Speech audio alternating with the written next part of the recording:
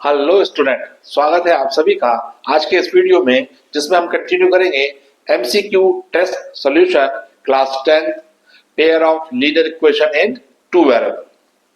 Last video में question number 22 तक discuss किया गया था। आज कंटिन्यू करेंगे क्वेश्चन नंबर 23 से। आइए चलते हैं। आइए चलिए देखेंगे क्वेश्चन नंबर 23, जो कि एक वर्ड प्रॉब्लम है, जिसमें हमको दिया गया है अ boat covers 32 kilometer upstream and 36 kilometer downstream in 7 hours. Also, it covers 40 kilometer upstream and 48 kilometer downstream in 9 hours. Then the speed of the stream is. Speed हमको बतानी है स्ट्रीम की।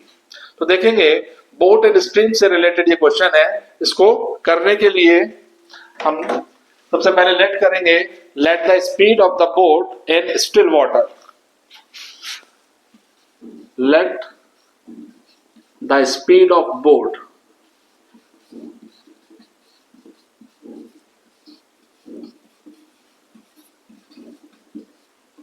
स्टिल वाटर में x की MPH kilometre per our हमने late किया, and speed of stream या rate of current, speed of stream y के एमपीएच। इन क्वेश्चंस को सॉल्व करने से पहले कुछ इसके बेसिक्स समझना जरूरी है। जब भी बोट एंड स्ट्रीम से रिलेटेड कोई क्वेश्चन आता है तो उसके लिए समझना जरूरी है कि जब भी सिचुएशन ऐसी हो कि कहीं स्ट्रीम बह रही है और उसके साथ साथ बोट भी उसी डायरेक्शन में फ्लो कर रही है, उसके साथ साथ चल रही है, तो ये कंडीशन कहलाती है डाउन स्ट्रीम। क्योंकि पानी का, वाटर बॉडीज का जो नेचुरल फ्लो होता है वो डाउनवर्ड, नीचे की तरफ होता है। तो जब भी पानी के साथ यानी कि स्ट्रीम के साथ बोट मूव करेगी तो वो सिचुएशन कहलाएगी डाउन स्ट्रीम। इसके अगेंस्ट जब भी रिवर के अगेंस्ट बोट मूव करेगी तो वो कहलाती है अप स्ट्रीम। ऑब्वियस है, हमने डेली यूजुअल लाइफ में भी इस तरह का अनुभव किया होगा। जब भी कोई बॉय अगर साइकिल से कहीं जा रहा है और उसकी डायरेक्शन में हवा की डायरेक्शन हो तो उसको साइकिल चलाना कंपैरेटिवली इजी हो जाता है, क्योंकि कुछ सपोर्ट उसको वो हवा का प्रेशर भी करता है। लेकिन अगर सिचुएशन जस्ट ऑपोजिट हो जाए, हवा की डायरेक्शन के ऑपोजिट अगर वो बच्चा साइकिल चला रहा हो तो उसको साइकिल चलाना और भी मुश्किल हो जाएगा, क्योंकि उस कंडीशन में उस जो हवा की डायरेक्शन है वो बच्चे को रोकने का कोशिश करेगी। इसी तरह से वाटर बॉडीज के साथ होगा। जब भी कोई बोट, नाव जब वाटर बॉडी के साथ मूव करेगी तो यानी कि डाउन स्ट्रीम जाएगी, तो कम एफर्ट्स लगाने पर, कम फोर्स लगाने पर स्पीड हमको ज्यादा मिलेगी। इसके ठीक अपोजिट अगर वाटर बॉडीज के अगेंस्ट बोट मूव कर रही है तो ज्यादा एफर्ट लगाने पर भी आउटपुट यानी कि स्पीड ज्यादा नहीं बन पाएगी, कम ही रह पाएगी। तो ऑलवेज रिमेंबर, जब हम डाउनवर्ड, डाउन स्ट्रीम बोट को मूव कराते हैं तो speed of the boat in still water, जो कि यहाँ पर x के एमपीएच लिया गया है, और speed of the stream y के एमपीएच जो यहाँ लिया गया है, इन दोनों को ऐड करेंगे। डाउन स्ट्रीम में इन दोनों की स्पीड को ऐड किया जाएगा, क्योंकि कम एफर्ट्स में रिजल्टेंट हमको ज्यादा मिलता है। जो रिजल्टिंग स्पीड मिलेगी वो बोट द्वारा जनरेट की गई जो एनर्जी है उससे बनने वाली स्पीड प्लस जो हमको स्ट्रीम ने हेल्प किया है उसकी जो स्पीड है, उन दोनों स्पीड के सम के बराबर होगी। इसके ठीक ऑपोजिट अगर अपवर्ड डायरेक्शन में बोट मूव कर रही है लेकिन जो वाटर बॉडी होगी वो उस सिचुएशन में भी डाउनवर्ड मूव करेगी, उस केस में जो रिजल्टिंग स्पीड होगी बोट की वो दोनों के डिफरेंस के बराबर होगी। Speed of the boat in still water x के MPH minus speed of the stream y के एमपीएच। हमेशा ध्यान रखेंगे, यदि speed of the boat in still water equal हो स्पीड ऑफ स्ट्रीम के, यानी कि for example 10 kilometre per our की स्पीड से बोट मूव कर रही है, स्टिल वाटर में, और 10 kmph की किसी वाटर बॉडीज में वो एंटर करती है, और वो अपस्ट्रीम अगर चलना चाहे तो जितना फोर्स, जितनी स्पीड जनरेट कर रही है बोट, उतनी स्पीड वो वाटर बॉडी भी जनरेट कर रही है, लेकिन ऑपोजिट डायरेक्शन में कर रही है। रिजल्ट ये होगा वो बोट मूव नहीं कर पाएगी, क्योंकि दोनों से जनरेट होने वाली स्पीड की डायरेक्शन चूंकि ऑपोजिट है और मैग्नीट्यूड सेम है, तो बोट स्टिल अपनी जगह पर ही रुकी रहेगी। इसके ठीक ऑपोजिट अगर सिचुएशन ऐसी हो कि वो वाटर बॉडीज के साथ मूव करे, तो वो 20 किलोमीटर पर आवर की स्पीड से मूव करेगी। तो आइए देखेंगे क्वेश्चन के regarding. Let the speed of the boat x kmph, speed of the stream y kmph। तो स्पीड अप स्ट्रीम देखेंगे, स्पीड अप स्ट्रीम हो जाएगा x minus y kilometre per hour, और स्पीड डाउन स्ट्रीम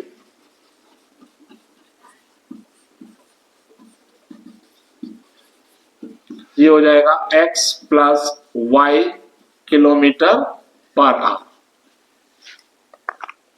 अब question में हमको दो conditions given है।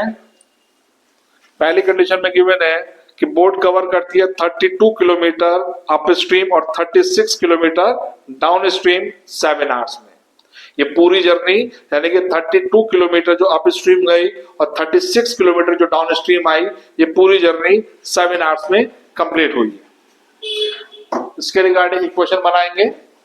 Time taken to complete 32 kilometre up stream, तो टाइम इज इक्वल टू होता है डिस्टेंस अपॉन स्पीड।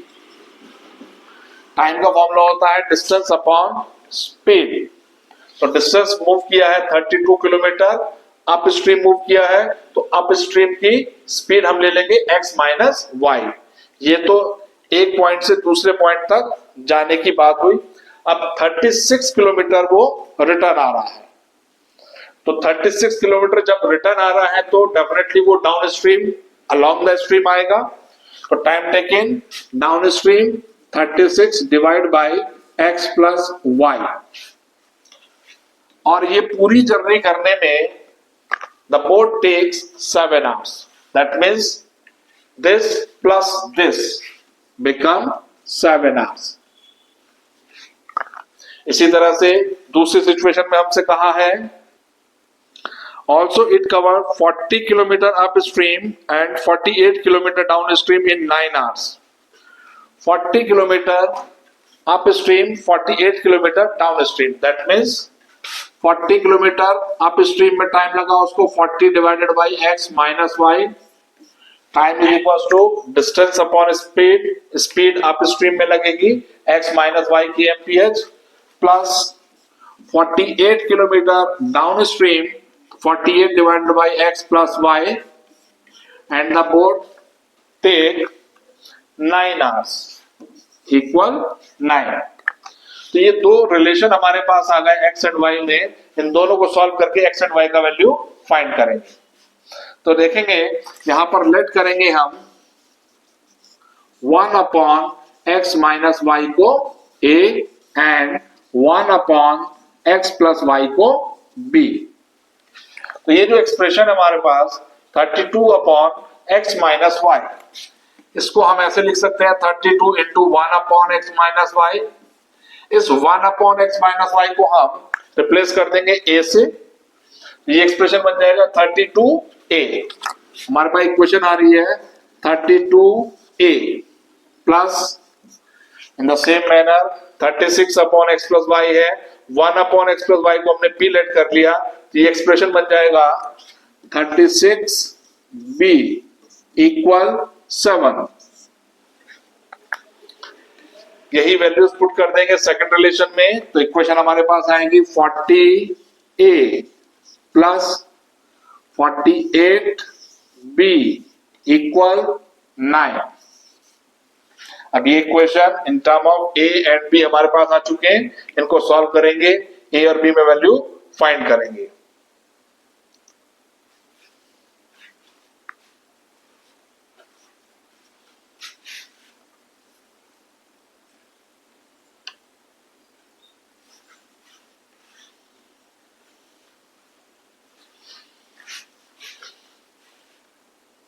तो देखेंगे इस इक्वेशन को मैं मल्टीप्लाई करूंगा 5 से और इस इक्वेशन को मल्टीप्लाई करूंगा 4 से।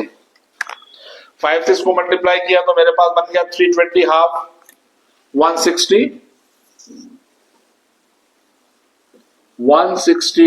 a प्लस 5 से मल्टीप्लाई करेंगे तो यह आ जाएगा 180 b इक्वल 35। इसको 4 से मल्टीप्लाई करेंगे 160a प्लस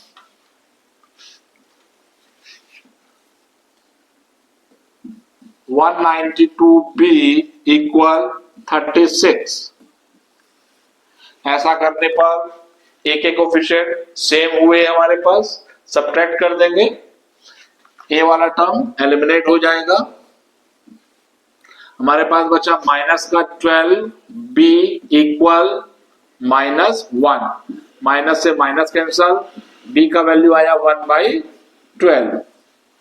b की ये वैल्यू आइदर इक्वेशन फर्स्ट या सेकंड में पुट करके a की वैल्यू फाइंड करेंगे।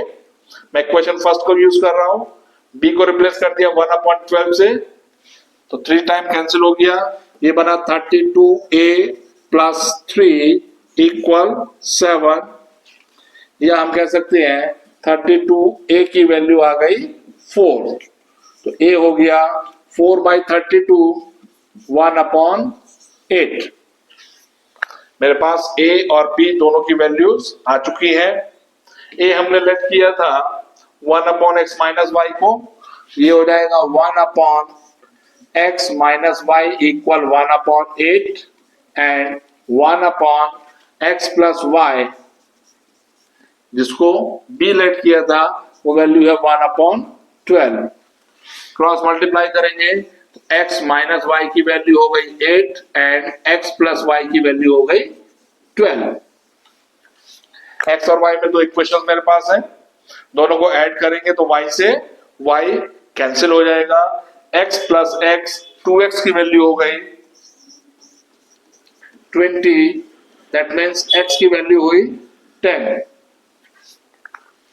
x की वैल्यू इक्वेशन दिस और दिस दोनों में से किसी में भी पुट कर देंगे, मैं इसको यूज कर रहा हूं। x की वैल्यू 10 लगाई, 10 राइट साइड में जाएगा, नेगेटिव हो जाएगा, y की वैल्यू मिल जाएगी मेरे को 10। That means the speed of the boat in still water is 10 kilometre per our and the speed of the stream is 2 kilometre per hour. तो ये था क्वेश्चन नंबर 23। आइए देखेंगे क्वेश्चन नंबर 24, जिसमें हमको दिया है a sailor goes 8 kilometre up stream in 40 minutes and return in 1 hours, then the speed of the sailor in still water is. ये हमको बतानी है। देखेंगे यहां पर डाउन स्ट्रीम स्पीड भी निकालनी होगी और अप स्ट्रीम की स्पीड भी हमको फाइंड आउट करनी होगी। लास्ट क्वेश्चन की तरह ही इसमें भी let the speed of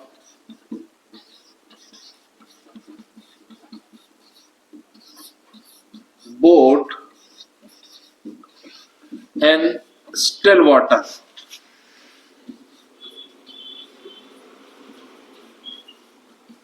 still water में हम बोट की स्पीड लेट कर लेंगे x kilometre per our and speed of stream,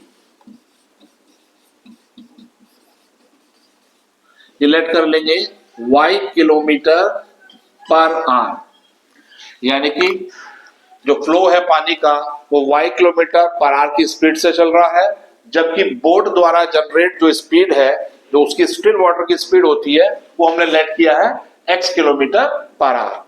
इस सिचुएशन में अप स्ट्रीम स्पीड हो जाएगी, दैट मीन्स स्ट्रीम के अगेंस्ट स्पीड हो जाएगी x minus y kilometre per hour. तो upstream speed upstream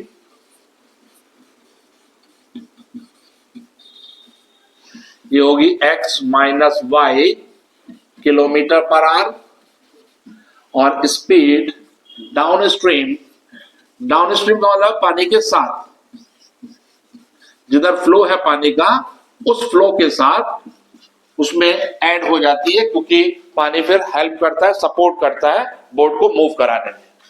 तो रिजल्टिंग स्पीड ऐड हो जाती है x plus y kilometre per hour. दिया है हमको कि अप स्ट्रीम जाने में 1 आवर लगता है, जबकि डाउन स्ट्रीम आने में ओनली 40 मिनट्स लगते हैं। तो टाइम इज इक्वल टू होता है डिस्टेंस अपॉन स्पीड। दो केस हमको दे रखे हैं, टाइम लगा उसको 40 मिनट, डिस्टेंस चली उसने 8 किलोमीटर की, स्पीड जब 40 मिनट्स में कवर किया तो डाउन स्ट्रीम था, तो स्पीड हो गई डाउन स्ट्रीम की x प्लस वाई इक्वल 40। यहां पर ध्यान देंगे 40 मिनट्स है, जबकि हमने स्पीड किलोमीटर पर आवर में लिया हुआ है, तो इस मिनट्स को भी हम आवर्स में ट्रांसफर करेंगे। तो इसको आवर्स में बनाने के लिए मैं 60 से इसको डिवाइड कर। दूसरी सिचुएशन है कि सेम डिस्टेंस जब अप स्ट्रीम कवर करेगा तो वो 1 घंटा ले रहा है। दैट मीन्स डिस्टेंस हमारे पास हो गई 8 किलोमीटर, स्पीड इस बार अप स्ट्रीम में हो जाएगी x minus y kilometre per hour, और टाइम हमारे पास होगा 1 आवर। यहां पर दोनों को सिंप्लीफाई करके x और y में रिलेशन डेवलप करेंगे। 0 से 0 कैंसिल हुआ, 2 से 2 टाइम्स, 2 से 3 टाइम्स, क्रॉस मल्टीप्लाई करेंगे तो ये हो जाएगा 2 से भी 8 और कैंसिल हो जाएगा 4 टाइम। तो हमारे पास इक्वेशन आ गई x प्लस वाई इक्वल 4 3 12। यहां से इक्वेशन आएगी, क्रॉस मल्टीप्लाई करेंगे 1 के डिनोमिनेटर में भी 1 ही लिया जाएगा। यहां से इक्वेशन आ गई x minus y equal 8। Simple दो इक्वेशन हमारे पास है, दोनों इक्वेशंस को ऐड कर देंगे, y कैंसिल हो जाएगा, x प्लस x 2x का वैल्यू मिल जाएगा ऑन एडिंग।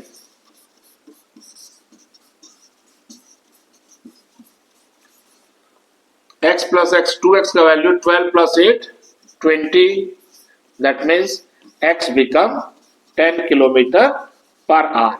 यही उसने हमसे फाइंड भी कराया था कि speed of the boat in still water कितनी होगी। यदि y की वैल्यू पूछता है तो x की वैल्यू लगा देंगे इक्वेशन फर्स्ट में, y हमारे पास आ जाएगा 10 प्लस वाई इक्वल 12, तो y की वैल्यू हो गई 2 किलोमीटर पर आवर।